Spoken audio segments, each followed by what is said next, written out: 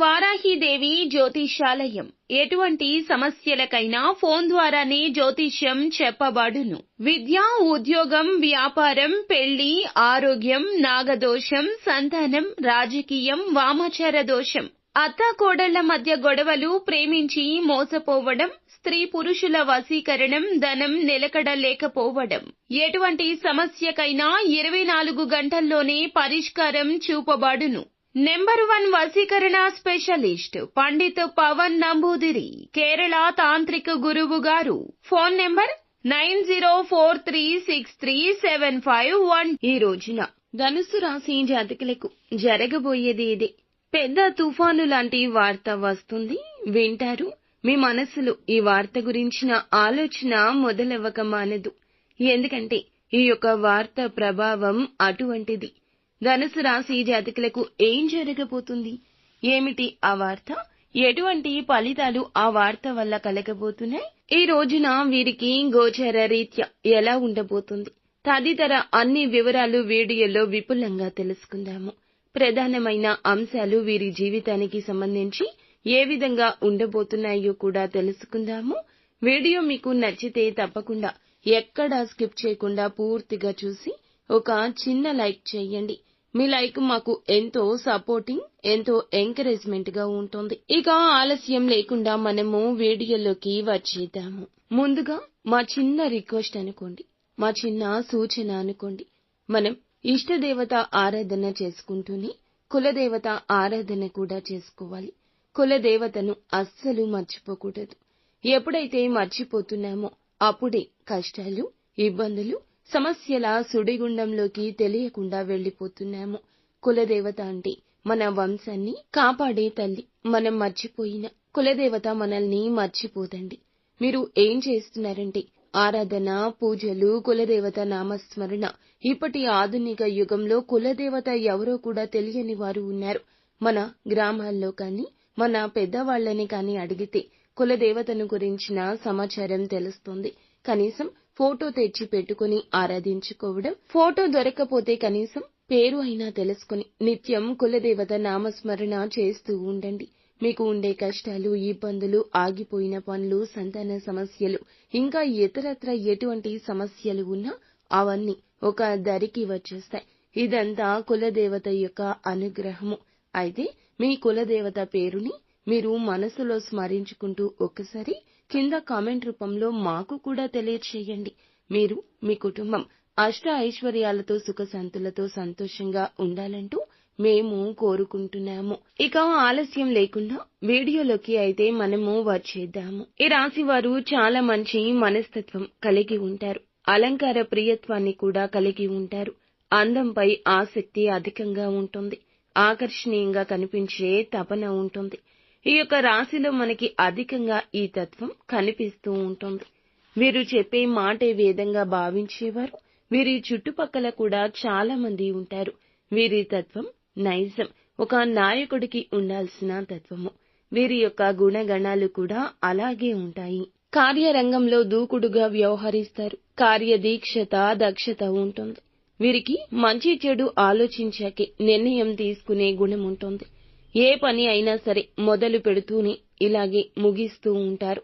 జీవితంలో ఎన్ని నిందలు, ఆరోపణలు వచ్చినా సరే వాటిని అధిగమించే శక్తి, సామర్థ్యాలు కూడాను ఈ ధనుస్సు రాశి జాతకులకు అధికంగా ఉంటాయి. వీరి యొక్క జీవితంలో సమస్యలు కూడా ఎక్కువే అని చెప్పొచ్చు. భారమైన కుటుంబ బాధ్యతలు ఉంటాయి. ఆర్థిక పరిస్థితుల ప్రభావాన్ని చిన్న వయసు నుండే వీరు అర్థం చేసుకుంటారు. స్నేహితుల వెనుక చేయూతను ఇస్తారు. ఇక ఈ యొక్క రాశి వారి వ్యక్తుల్లో మనకి అధికంగా ఈ గుణం కనిపిస్తూ ఉంటుంది. అయితే ఈ రాశి వారి యొక్క జీవితంలో చాలా రోజులుగా చాలా రకాల సమస్యలతో బాధపడుతున్న ఈ వ్యక్తులకు ఖచ్చితంగా ఏదో ఒక అవకాశం అనేది వచ్చి తీరుతుంది. అంటే మా యొక్క జీవితంలో ఇక మంచి రోజులు లేవా అని నిరాశ, నిస్పృహలకు అస్సలు పోవాల్సిన అవసరం లేదు. ఆ నిరాశ వదిలిపెట్టండి. ఎందుకంటే ఖచ్చితంగా మీ యొక్క జీవితంలో మంచి రోజులు రాబోతున్నాయి. అంటే మీ యొక్క దశ మారబోతుందని చెప్పుకోవచ్చు. ముఖ్యంగా విషయంలోకి వస్తే గనక ఈ యొక్క రోజున, ఈ యొక్క తిథి నాడు మనకి దిన ఫలాల ప్రకారం చూసుకున్నట్లయితే ధనుసు రాశి వారు ఒక పెద్ద శుభవార్తను వినబోతున్నారు. తుఫాను లాంటి వార్తను మీరు వినబోతున్నారు. ఒక రకంగా చెప్పాలంటే అది మీకు షాకింగ్ న్యూస్ గా చెప్పొచ్చు. మీ యొక్క కుటుంబ సభ్యులకు సంబంధించింది కావచ్చు, లేదా బంధువులకి, ఆప్తులకి, మీ యొక్క అత్యంత సన్నిహితంగా ఉండే మిత్రులకు సంబంధించిన ఒక షాకింగ్ న్యూస్ ని వినబోతున్నారు.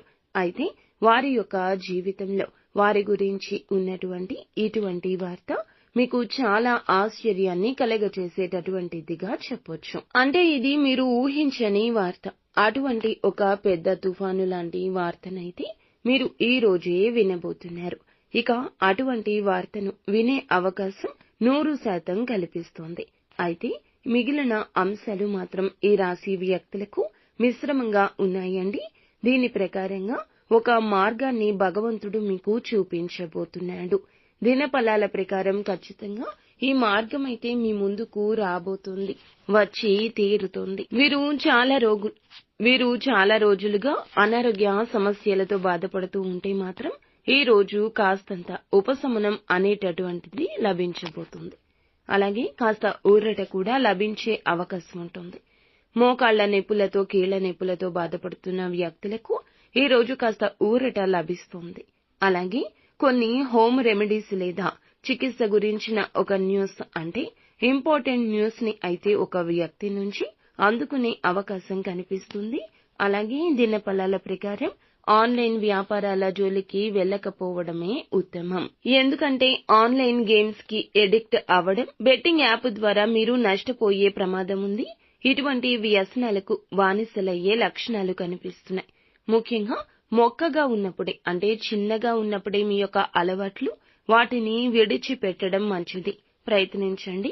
అవసరమైతే కౌన్సిలింగ్ తీసుకోండి.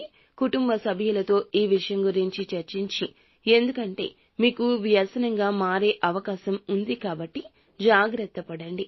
లేకుంటే దినఫలాల ప్రకారం మీకు అత్యంత సన్నిహితంగా ఉన్న వ్యక్తులకు ఏదైనా సపోర్ట్ అనేది మీకు లభించబోతూ ఉంది. అలాగే ఈ రాశి వారు దినఫలాల ప్రకారం అత్యంత సన్నిహితంగా ఉన్న వ్యక్తులకు ఏదైనా సపోర్ట్ చేయాలి అనే ఉద్దేశ్యంతో అనవసర గొడవల్లో తలదూర్చి పోలీస్ కేసుల వరకు వెళ్లే ప్రమాదమూ ఉన్నది.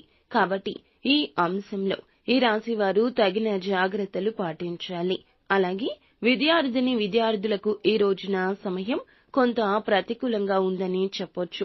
ఎంత ట్రై చేసినా కానీ ఏకాగ్రత లోపించే స్థితి ఉంది. కాబట్టి మెడిటేషన్ చేయండి. కూలంకషంగా ఆలోచించి మీ సొంత నిర్ణయాలకు మీరు ప్రాధాన్యత ఇవ్వండి. నిత్యము యోగా, మెడిటేషన్ చేయడం ద్వారా ఏకాగ్రత పెరుగుతుంది, జ్ఞాపక శక్తి అలవడుతుంది.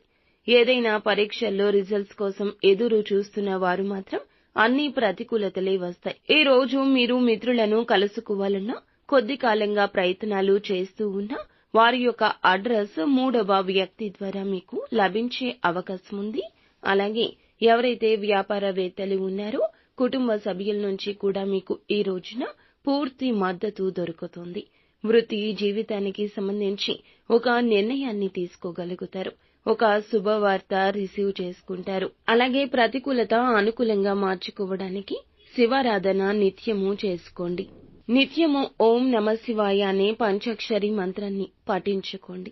శివయ్యకు దగ్గరగా ఉండే ప్రయత్నం చేయండి.